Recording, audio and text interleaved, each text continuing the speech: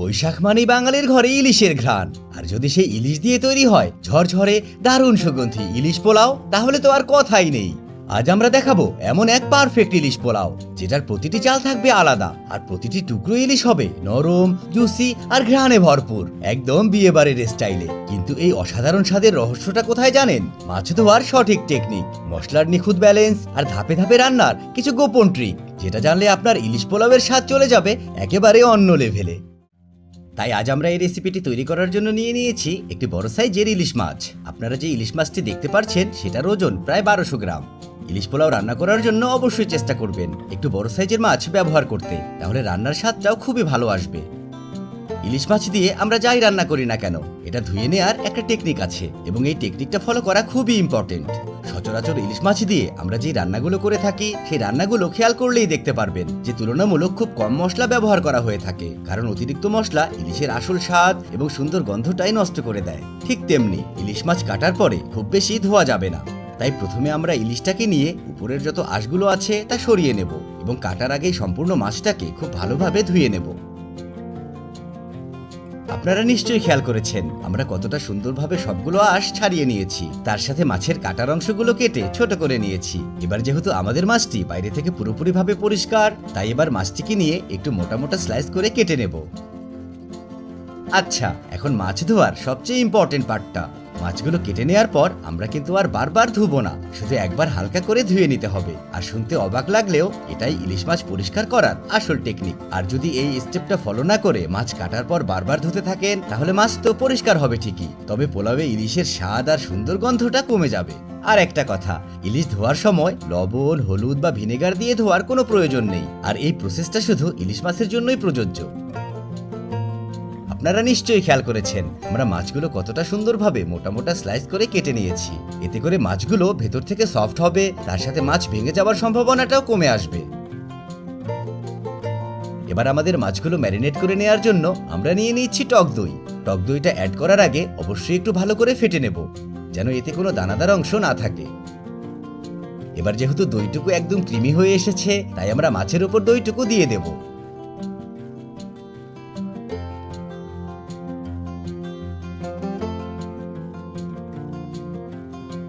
এর সাথে অ্যাড করে নেব কাঁচা পেঁয়াজ বাটা হাফ কাপ।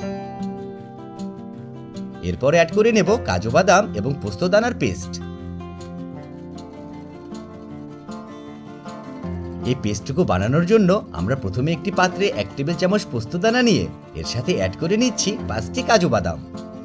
এবার বাদাম এবং পোস্তদানাগুলো নরম হয়ে আসার জন্য কিছুটা পানি অ্যাড করে নিয়েছি, আর এভাবেই কমপক্ষে 10 মিনিট রেখে দিয়েছি। এরপর পানিটুকু ঝরিয়ে বাদাম এবং পোস্তদানাগুলো পাটায় বেটে খুব মিহি করে একটা পেস্ট তৈরি করে নিয়েছি।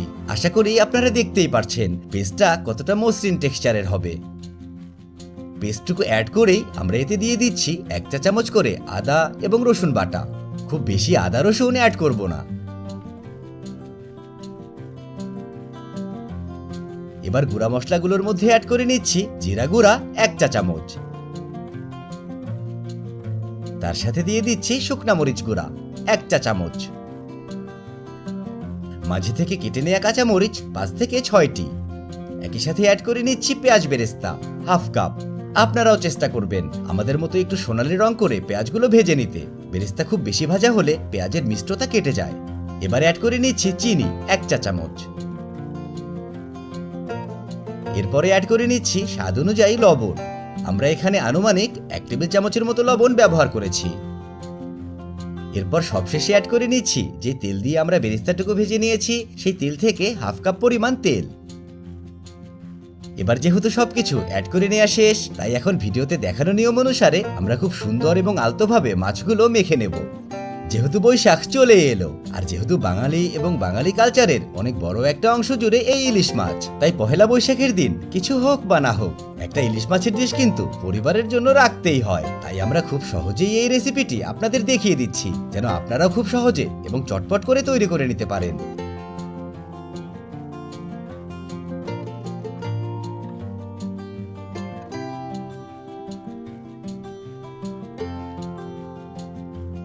আশা করি আপনারা দেখতেই পারছেন আমরা মাছগুলো এপাশ ওপাশ করে খুব সুন্দরভাবে মশলার সাথে মেখে নিয়েছি।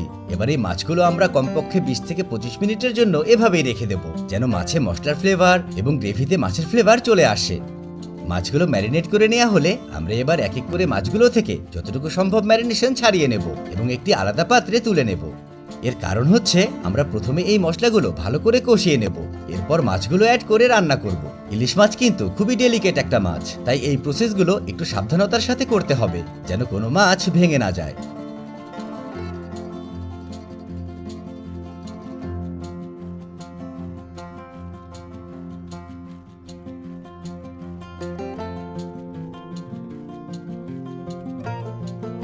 মাছগুলো যেহেতু আলাদা করে নেওয়া হয়েছে, তাই এগুলো সাইডে রেখে আমরা একটি রান্নার হাঁড়িতে অ্যাড করে নিচ্ছি মাছের ম্যারিনেশনের সবটুকু। চেষ্টা করবেন হাঁড়িটা একটু চওড়া সাইজের ব্যবহার করতে, তাহলে মাছগুলো অ্যাড করার পর নেড়েচেড়ে নিতে সহজ হবে। এবার আমরা চুলার আঁচ মিডিয়ামে রেখে গ্রেভিটুকু কষিয়ে নিতে শুরু করব।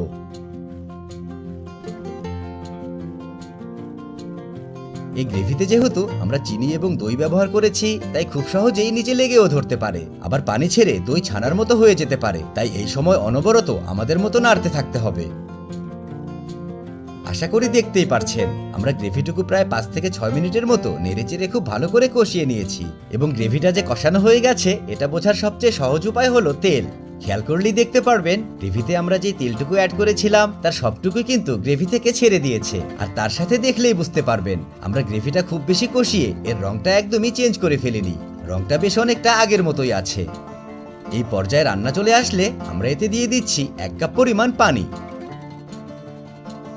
এরপর চুলার আঁচ মিডিয়াম হিটে রেখে আমরা গ্রেভির সাথে পানিটুকু মিশিয়ে নেব।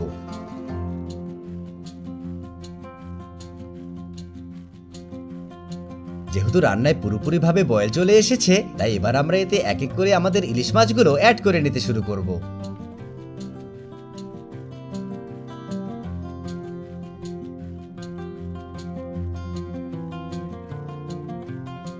এবার ভিডিওতে দেখানো নিয়ম অনুসারে মাছগুলো একটু নেড়ে চেড়ে নিচ্ছি। যেহেতু ইলিশ মাছ খুব বেশি ডেলিকেট, তাই এভাবে নেড়ে চেড়ে নেওয়ার কারণে মাছগুলো ভেঙে যাবে না।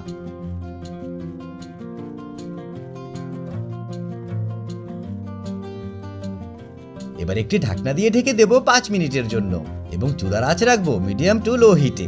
এই সময় মাছগুলো সেদ্ধ হতে শুরু করবে এবং গ্রেভিতেও ইলিশ মাছের সেই অসাধারণ ঘ্রাণটা অ্যাড হতে থাকবে। 5 মিনিট পর ঢাকনাটি খুলে আমরা দুইটি স্প্যাচুলার সাহায্যে এক এক করে ইলিশ মাছগুলো উল্টে নেব। চেষ্টা করবেন চ্যাপ্টা আকৃতির কোনো চামচ ব্যবহার করার, তাহলে মাছগুলো ভেঙে যাওয়ার সম্ভাবনাটাও কমে আসবে। মাছগুলো উল্টে নেওয়া হলে ঠিক আগের মতোই আমরা আবারও মাছগুলো একটু নেড়ে চেড়ে নিচ্ছি।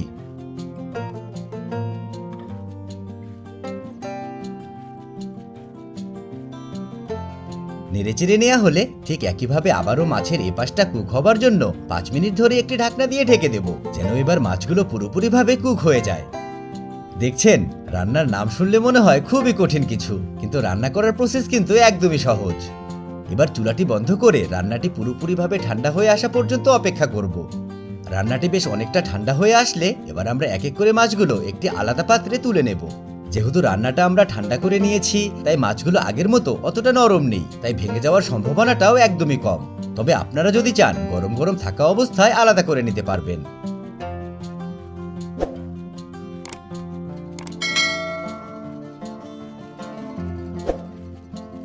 এবার যেহেতু আমাদের মাছগুলো আলাদা করে নেওয়া হয়ে গেছে, তাই আমরা চলে যাব পোলাও রান্নার প্রসেসে এবং যার জন্য একটি পাত্রে অ্যাড করে নেব 1 কেজি অর্থাৎ 4.5 কাপ পরিমাণ চিনি গুঁড়া চাল। চালগুলো আমরা ঠিক এরকম একটি মেজারমেন্ট কাপ দিয়ে মেপে নিয়েছি। এরপর চালগুলো ধুয়ে নেওয়ার জন্য এতে অ্যাড করে নিচ্ছি পানি এবং এভাবেই আমরা চালের পানিটুকু পুরোপুরিভাবে স্বচ্ছ হয়ে আসা পর্যন্ত চালগুলো ধুয়ে নেব এবং চাল যখন সম্পূর্ণভাবে পরিষ্কার করা হয়ে যাবে তখন আমরা এতে পর্যাপ্ত পরিমাণে পানি অ্যাড করে এভাবে ভিজিয়ে রাখবো কমপক্ষে 20 মিনিটের জন্য। চালগুলো ভিজতে দিয়ে আমরা একটি রান্নার হাঁড়িতে অ্যাড করে নিচ্ছি 1/4 কাপ পরিমাণ তেল। তেল কিছুটা গরম হয়ে আসতে শুরু করলেই এতে অ্যাড করে নেব লং 4টি, সবুজ এলাচ 4টি, একটি ছোট 1 ইঞ্চি সাইজের দারচিনি, তার সাথে একটি বড় সাইজের তেজপাতা। এরপর দিয়ে দিচ্ছি 2 টেবিল চামচ পরিমাণ কিশমিশ। এবার চুলার আঁচ মিডিয়ামে রেখে আমরা মশলা এবং কিশমিশগুলো কিছুক্ষণ একসাথে ভেজে নিচ্ছি, যেন মশলার ঘ্রাণটা তেলে চলে আসে এবং কিশমিশের স্বাদটাও খুলে যায়। কিশমিশগুলো ঠিক এমনটা ফুলে ওঠার সাথে সাথেই আমরা এতে অ্যাড করে নেব 1 কাপ পরিমাণ কাঁচা পেঁয়াজ কুচি। এবার আবারও একটু নেড়েচেড়ে পেঁয়াজগুলো একটু ভেজে নেব। পেঁয়াজগুলো অ্যাড করে কিছুক্ষণ নেড়েচেড়ে যখন দেখব ঠিক এমনটা নরম এবং কিছুটা স্বচ্ছ হয়ে আসতে শুরু করেছে, তখনই বুঝে নিতে হবে পেঁয়াজ একদম পারফেক্টভাবে ভাজা হয়েছে। তাই এবার আমরা অ্যাড করে নিচ্ছি আমাদের ভিজিয়ে নেওয়া পোলাওয়ের চালের সবটুকু। চালটুকু অ্যাড করার সময় অবশ্যই পানিটা পুরোপুরিভাবে ঝরিয়ে নিতে হবে, তা না হলে চালগুলো ঠিকঠাকভাবে ভাজা যাবে না এবং পানি অ্যাড করার পর পানির পরিমাণেও কম বেশি হবে। তাই এই বিষয়গুলো অবশ্যই খেয়াল রাখতে হবে। চালগুলো অ্যাড করার পর আমরা ঠিক এভাবেই অনবরত নেড়েচেড়ে 2 থেকে 3 মিনিটের জন্য চালগুলো ভেজে নিচ্ছি, যেন প্রত্যেকটি চাল তেলের সাথে কোট হয়ে যায় এবং রান্নার পর একদম ঝরঝরে থাকে। তার সাথে এভাবে ভেজে নেওয়ার কারণে চালের ভেতর মশলার ফ্লেভারটাও খুব সুন্দরভাবে ঢুকে যায়, তাই খেতেও খুবই সুস্বাদু হয়। এবার চালগুলো ভেজে নেওয়া হলে আমরা এতে অ্যাড করে নিচ্ছি 8 কাপ পরিমাণ পানি।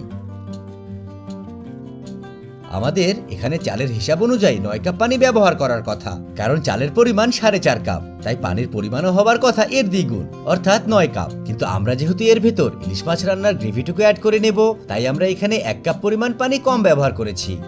এবার সবকিছু মিশিয়ে আমরা এতে অ্যাড করে নিচ্ছি স্বাদ অনুযায়ী লবণ। আমরা এখানে 1 টেবিল চামচের মতো লবণ ব্যবহার করেছি। তার সাথে দিয়ে দিচ্ছি 7 থেকে 8টি কাঁচামরিচ। স্বাদ বাড়িয়ে তোলার জন্য দিয়ে দিচ্ছি গুঁড়া দুধ 3 টেবিল চামচ। এবারে অ্যাড করে নেব আমাদের ইলিশ মাছ রান্নার যে গ্রেভিটুকু আছে তার সবটুকু। আপনারা হয়তো ভাবতে পারেন যে এখানে তো 1 কাপের থেকে বেশি গ্রেভি আছে, তাহলে আমরা কেন চালের পরিমাণ থেকে 1 কাপ পানি কমালাম? হিসাবে তো আরো পানি কমাতে হতো, কিন্তু না, গ্রেভির পরিমাণ এখানে বেশি হলেও এই সম্পূর্ণ গ্রেভি 1 কাপ পানির সমপরিমাণ কাজ করবে, কারণ এর ভিতর পানির থেকে বেশি আছে মশলা, দই এবং অন্যান্য উপকরণ। তাই 1 কাপ পানি কমানোই যথেষ্ট। এবার চুলার আঁচ মিডিয়াম টু হাই হিটে রেখে চালগুলো নেড়েচেড়ে সবকিছুর সাথে মিশিয়ে নেব এবং যখন দেখব কিছুটা বয়েল আসতে শুরু করছে, তখন একটি ঢাকনা দিয়ে ঢেকে দিচ্ছি যেন চালগুলো ফুটে উঠতে শুরু করে। 5 থেকে 7 মিনিট জাল করে নেওয়ার পর ঢাকনাটি আবারও খুলে চালগুলো কিছুটা নেড়েচেড়ে নিচ্ছি যেন সবগুলো চাল সমানভাবে সেদ্ধ হয়।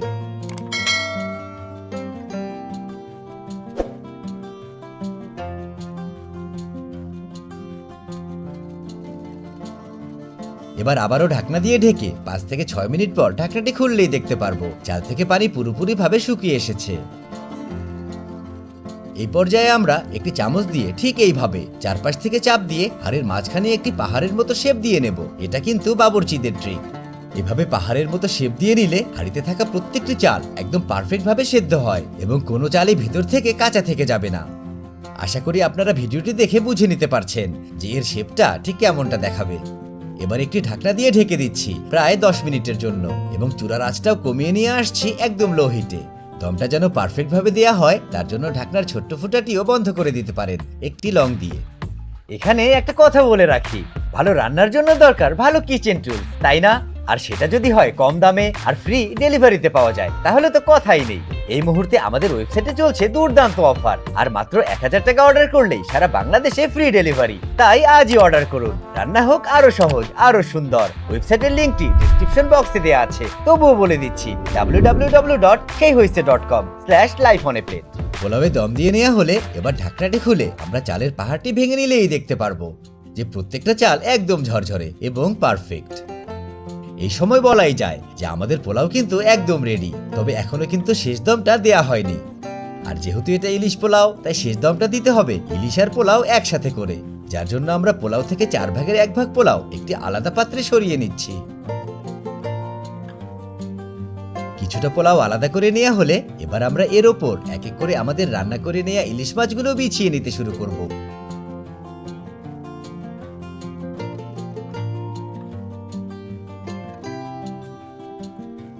দেখছেন এখনই কিন্তু দেখে খুবই লোভনীয় দেখাচ্ছে। এবার মাছগুলো বিছিয়ে এর উপরে অ্যাড করে নিচ্ছি 1/4 কাপ পরিমাণ পেঁয়াজ বেরেস্তা। এরপর যে পোলাওটুকু আমরা তুলে রেখেছিলাম সেটুকু মাছের উপরে দিয়ে দেব এবং সমান লেয়ার করে বিছিয়ে দেব।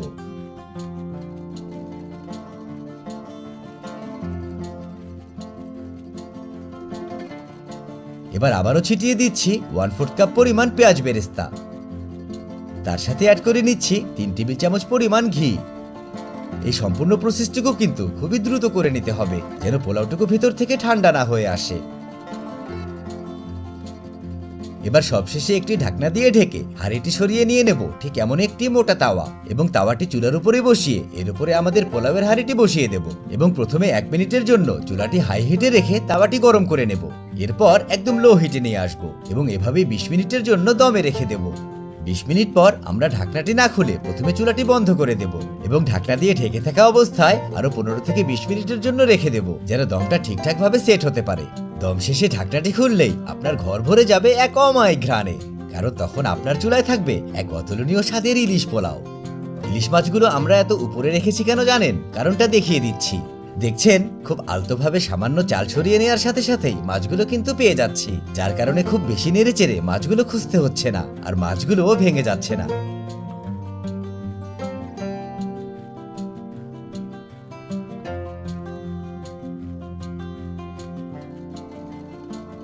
প্রথমে মাছগুলো একটি আলাদা পাত্রে সরিয়ে তারপর পোলাওটি চালা দিয়ে খুব সুন্দরভাবে পরিবেশন করতে পারবেন। এত কষ্ট করে ইলিশ পোলাও রান্না করে যদি মাছটাই ভেঙে যায়, তাহলে তো ইলিশ পোলাও রান্না করাটাই ব্যর্থ, তাই না?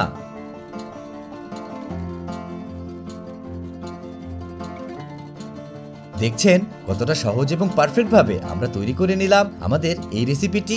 আপনাদের জন্য সহজ হবে। প্রথমে ফোনটি আপনার রান্নাঘরে রেখে আমাদের দেখানো নিয়মগুলো বারবার দেখে নিন এবং প্রতিটি স্টেপ ভালো করে ফলো করুন, তাহলেই দেখবেন নিমিষেই তৈরি হয়ে যাবে এই অসাধারণ ইলিশ পোলাও। তাই দেরি না করে এখনই চলে যান বাজারে এবং বড় সাইজের একটি ইলিশ মাছ নিয়ে এসে তৈরি করে ফেলুন আমাদের মতো অত্যন্ত লোভনীয় এবং খুবই দুর্দান্ত স্বাদের এই ইলিশ পোলাও।